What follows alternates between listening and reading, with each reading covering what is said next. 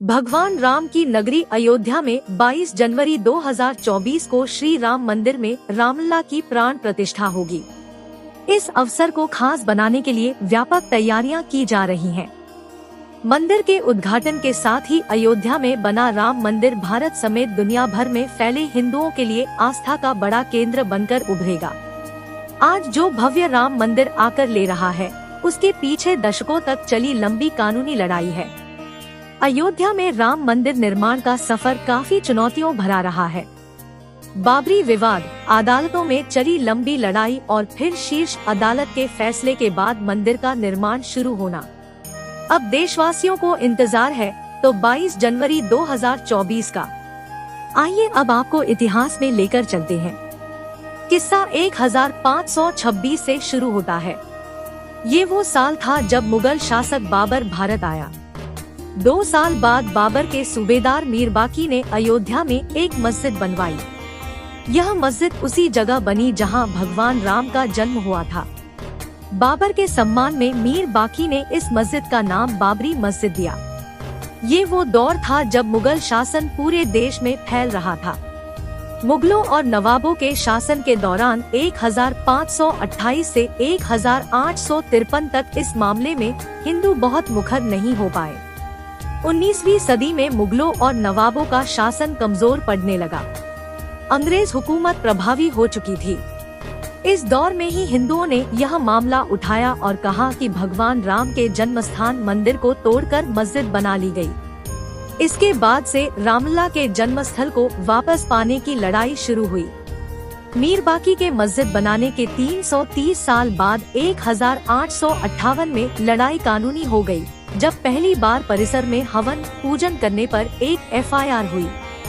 Ayodhya revisited किताब के मुताबिक 1 दिसंबर 1858 को अवध के थानेदार शीतल दुबे ने अपनी रिपोर्ट में बताया कि परिसर में चबूतरा बना है। ये पहला कानूनी दस्तावेज है जिसमें परिसर के अंदर राम के प्रतीक होने के प्रमाण है। इसके बाद तारों की एक बाड़ खड़ी कर विवादित भूमि के आंतरिक और बाहरी परिसर में मुस्लिमों और हिंदुओं को अलग अलग पूजा और नमाज की इजाजत दी गई। 1858 में हुई घटना के 27 साल बाद 1885 में राम जन्मभूमि के लिए लड़ाई अदालत पहुंची, जब निर्मोही अखाड़े के महंत रघुबर दास ने फैजाबाद के न्यायालय में स्वामित्व को लेकर दीवानी मुकदमा दायर किया। दास ने बाबरी ढांचे के बाहरी आंगन में स्थित राम चबूतरे पर बने अस्थायी मंदिर को पक्का बनाने और छत डालने की मांग की। जज ने फैसला सुनाया कि वहां हिंदुओं को पूजा अर्चना का अधिकार है, लेकिन वे जिलाधिकारी के फैसले के खिलाफ मंदिर को पक्का बनाने और छत डालने की अनुमति नहीं दे सकते।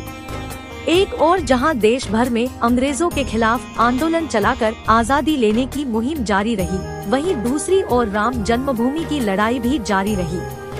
देश के आजाद होने के 2 साल बाद 22 दिसंबर 1949 को ढांचे के भीतर गुम्बद के नीचे मूर्तियों का प्रकटीकरण हुआ।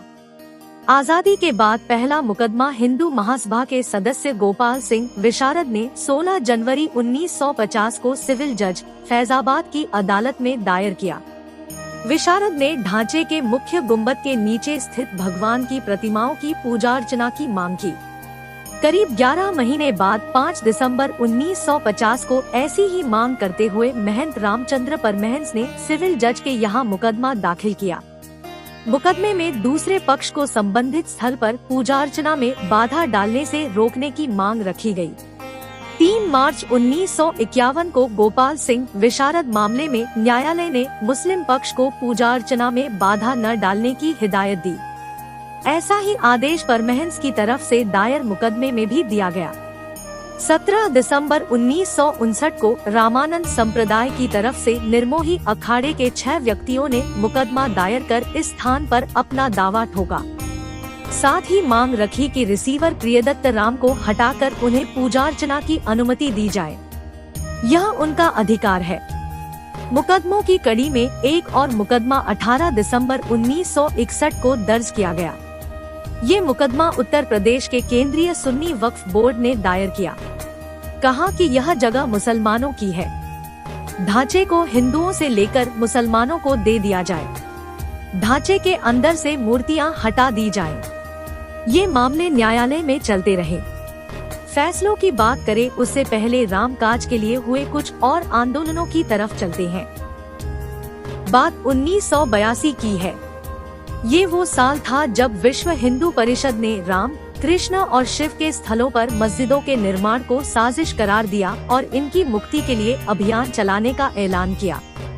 2 साल बाद 8 अप्रैल 1984 को दिल्ली में संत महात्माओं, हिंदू नेताओं ने अयोध्या के श्री राम जन्मभूमि स्थल की मुक्ति और ताला खुलवाने को आंदोलन का फैसला किया। जनवरी 1989 में प्रयाग में कुंभ मेले के दौरान मंदिर निर्माण के लिए गांव-गांव शिला पूजन कराने का फैसला हुआ। साथ ही 9 नवंबर 1989 को श्री राम जन्मभूमि स्थल पर मंदिर के शिलान्यास की घोषणा की गई। काफी विवाद और खींचतान के बाद तत्कालीन प्रधानमंत्री राजीव गांधी ने शिलान्यास की इजाजत दे दी। बिहार निवासी कामेश्वर चौपाल से शिलान्यास कराया गया। आंदोलन तेज हो रहा था। इस बीच लाल कृष्ण आडवाणी रथ यात्रा लेकर निकले। इस यात्रा ने राम जन्मभूमि आंदोलन को और धार दे दी। देश की राजनीति तेजी से बदल रही थी। आडवाणी गिरफ्तार हुए। गिरफ्तारी के साथ केंद्र में सत्ता परिवर्तन भी हुए। भाजपा के समर्थन से बनी जनता दल की सरकार गिर गई। कांग्रेस के समर्थन से चंद्रशेखर प्रधानमंत्री बने। ये सरकार भी ज्यादा नहीं चली। नए सिरे से चुनाव हुए और एक बार फिर केंद्र में कांग्रेस सत्ता में आई। इन सब के बीच आई वो ऐतिहासिक तारीख जिसका जिक्र किए बिना ये किस्सा पूरा नहीं हो सकता है। तारीख थी 6 दिसंबर 1992। इस दिन अयोध्या पहुंचे हजारों कार सेवकों ने विवादित ढांचा गिरा दिया। इसकी जगह इसी दिन शाम को अस्थायी मंदिर बनाकर पूजा अर्चना शुरू कर दी। केंद्र की तत्कालीन पीवी नरसिम्हा राव सरकार ने राज्य की कल्याण सिंह सरकार सहित अन्य राज्यों की भाजपा सरकारों को भी बर्खास्त कर दिया। उत्तर प्रदेश सहित देश में कई जगह सांप्रदायिक हिंसा हुई, जिसमें अनेक लोगों की मौत हो गई। अयोध्या श्री राम जन्मभूमि थाना में ढांचा ध्वंस मामले में भाजपा के कई नेताओं समेत हजारों लोगों पर मुकदमा दर्ज कर दिया गया। इसके साथ ही रामकाज की कानूनी लड़ाई में मुकदमों की संख्या में और इजाफा होने लगा। मुकदमों की बात हुई है तो फिर से कानूनी लड़ाई की ओर चलते हैं और बात फैसलों की करते हैं। एक फैसला 1 फरवरी 1986 को आया जब फैजाबाद के जिला न्यायाधीश के.एम. पांडे ने स्थानीय अधिवक्ता उमेश पांडे की अर्जी पर इस स्थल का ताला खोलने का आदेश दे दिया।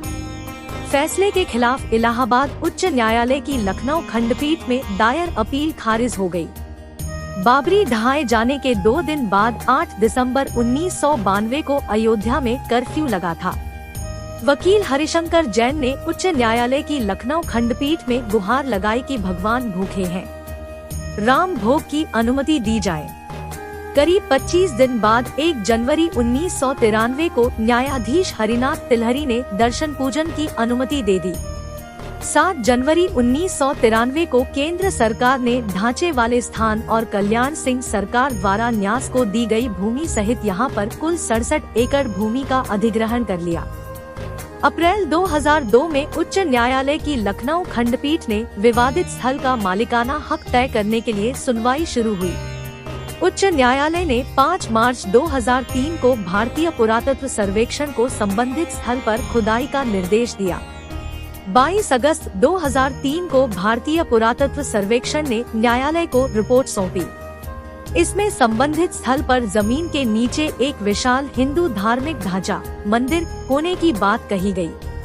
30 सितंबर 2010 को इलाहाबाद उच्च न्यायालय ने इस स्थल को तीनों पक्षों श्री राम लला विराजमान, निर्मोही अखाड़ा और सुन्नी सेंट्रल वक्फ बोर्ड में बराबर बांटने का आदेश दिया। न्यायाधीशों ने बीच वाले गुंबद के नीचे जहां मूर्तियां थी उसे जन्मस्थान माना। इसके बाद मामला सर्वोच्च न्यायालय पहुंचा। 21 मार्च 2017 को सर्वोच्च न्यायालय ने मध्यस्थता से मामले सुलझाने की पेशकश की। यह भी कहा कि दोनों पक्ष राजी हों तो वह भी इसके लिए तैयार है। 6 अगस्त 2019 को सर्वोच्च न्यायालय ने प्रतिदिन सुनवाई शुरू की। 16 अक्टूबर 2019 को सर्वोच्च न्यायालय में सुनवाई पूरी हुआ और कोर्ट ने फैसला सुरक्षित रख लिया। इससे पहले 40 दिन तक लगातार सुप्रीम कोर्ट में सुनवाई हुई। 9 नवंबर 2019 को 134 साल से चली आ रही लड़ाई में अब वक्त था अंतिम फैसले का।